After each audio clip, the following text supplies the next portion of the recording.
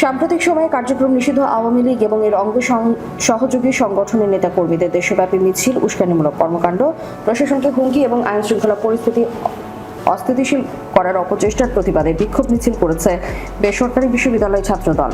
মিছিলে ঢাকায় অবস্থিত প্রায় 45 থেকে 50টি বেসরকারি বিশ্ববিদ্যালয়ের বিভিন্ন পর্যায়ের নেতাকর্মীরা অংশগ্রহণ করেন। বিক্ষোভ মিছিলে নেতৃত্ব দেন বেসরকারি বিশ্ববিদ্যালয় ছাত্রদলের সভাপতি মোহাম্মদ আবু হুরাইরা।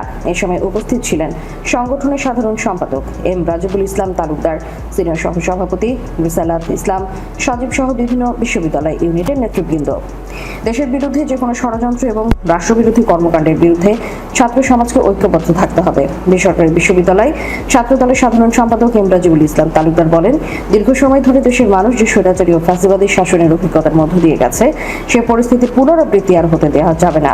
বিক্ষোভ মিছিল ও সমাবেশে অংশগ্রহণকারী নেতৃবৃন্দ দেশের স্থিতিশীলতা, গণতান্ত্রিক পরিবেশ এবং শিক্ষাঙ্গনে শান্তিপূর্ণ পরিস্থিতি বজায় রাখার পক্ষে তাদের অবস্থান পুনর্ব্যক্ত করেন।